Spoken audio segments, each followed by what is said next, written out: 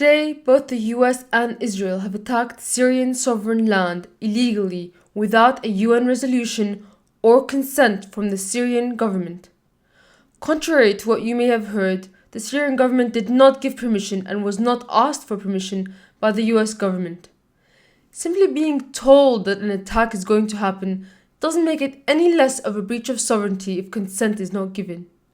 I'm here to say we, the Syrian people, irrespective of any politician, reject and resist this illegal war. Almost exactly 1 year ago, the majority of US people rejected the war on Syria. That was when it was obvious that the US would be entering that war on the side of Al-Qaeda. But the wolf changed into sheep's clothing, and now many people believe the US is attacking Syria on the basis of fighting ISIS, the new Al-Qaeda. But that is not the truth. In this video, I'm going to tell you exactly why and how these airstrikes will not defeat ISIS. The US government and military-industrial machine have basically 3 excuses they cycle through to sell their wars to the American people. Number 1, democracy and regime change. Number 2, WMD'S and chemical weapons. And number 3, fighting Al-Qaeda and terrorism. A decade ago, in the lead-up to the Iraq War, all 3 of these excuses were used. And these exact same excuses are now being used to start a war with Syria, from WMDs to regime change and now finally fighting Al-Qaeda, which seems to be the easiest one to sell. So please, don't buy it. Because even whilst the US was backing Al-Qaeda in Libya and Syria, some of us already knew they would eventually use them as an excuse to start a war. Indeed, it was the US foreign policy that created groups like ISIS, Jabhat al-Nusra and Al-Qaeda. It was Obama's support for extremists in Libya and Syria that led to the rise of Al-Qaeda in these countries. They talk about moderate rebels, but many of those moderate rebels defected to ISIS or are still fighting alongside either ISIS or Jabhat al-Nusra, the other Al-Qaeda faction. You see, the US government creates the terrorists that it then exploits US soldiers to fight. Let Hillary Clinton tell you herself. I mean, let's remember here, the people we are fighting today, we funded.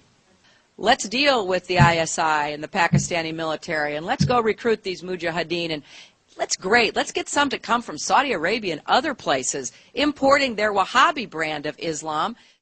You see, the US government needed groups like ISIS in order to weaken Syria before they could attack. Syria has a powerful air defense system, and the Pentagon admitted that it would make Syria difficult to attack. So again, I predicted that the US would attack Syrian soil once ISIS takes out Syrian air defenses near Raqqa.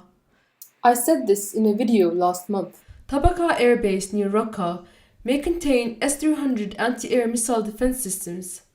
This is why ISIS, the US government proxy army, are now throwing everything they have at the air base and have been for the last few days. Without this air base, the US airplanes could potentially fly over that region without being harassed by Syria's air defenses. And that is exactly what happened with the fall of Tabqa Air Base. And now, US planes are flying over Syrian skies outside of the reach of Syrian air defenses. But even after all of this, the US military is still afraid of Syrian air defenses, which is why they deployed the F-22 Raptor stealth jet for the first time ever. It's probably also the reason they quietly whispered to the Syrian ambassador at the UN that they are going to attack. But it didn't seem to help because they're still intimidated. They could only use Tomahawk missiles, not jets, on the west of Syria, where the air defenses are still strong. It's a big joke that the US coalition against ISIS includes Saudi Arabia, the country who has conducted more beheadings than ISIS this month. Saudi Arabia is an example of the kind of state that ISIS wants to create, minus the McDonald's, of course. Both coalition members, Saudi Arabia and Qatar, are the main bankrollers of Al-Qaeda. It's no coincidence that Qatar had enough influence with Jabhat al-Nusra to negotiate the release of UN peacekeepers. US airstrikes against ISIS will not defeat ISIS. Instead, more and more of these idiots will simply join ISIS, believing their cause against the US has been vindicated. ISIS ranks will swell, and the war is going to continue indefinitely. If the US really wanted to fight ISIS, they would stop their ally Turkey from giving them safe haven, medical treatment, and allowing them to cross the Syrian-Turkish border. If the US really wanted to fight Al-Qaeda, they would not let their ally Israel provide Al-Qaeda Jabhat al-Nusra faction with air defenses, medical aid on the Golan Heights border. And just today, Israel shot down a Syrian MiG that was targeting Jabhat al-Nusra in order to defend them.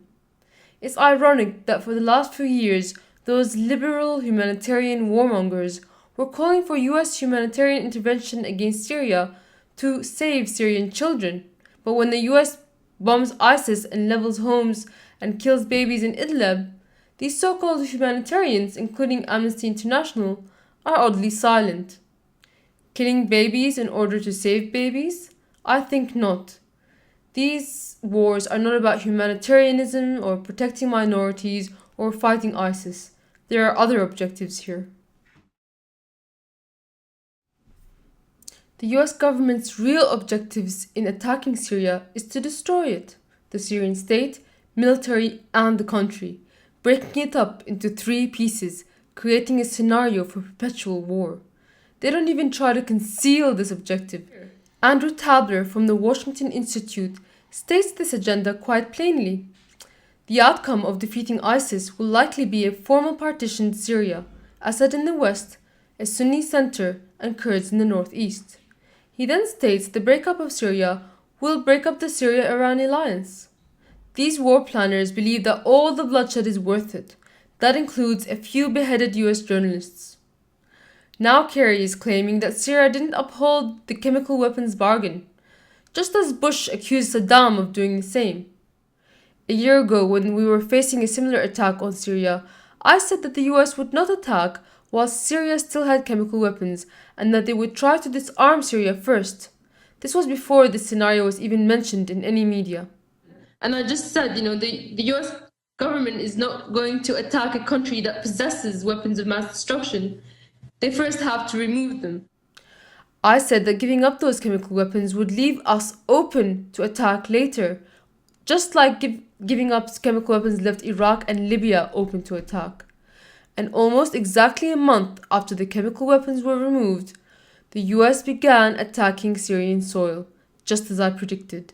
Now, Kerry's timely declaration that Syria didn't uphold the chemical weapons deal, it sounds like an excuse to attack the Syrian army as well as ISIS. Eventually, a cornered cat retaliates though, and one wonders what Russia's reaction will be. This is the part that concerns us all, and I assure you it is far more dangerous to your livelihoods than ISIS will ever be. In the backdrop of all of this happening, the US dropped its ExxonMobil deal with Russia. Russia has sent a cruiser to the port of Tartus in response to the US Tomahawk missile attacks from the Mediterranean Sea to Idlib.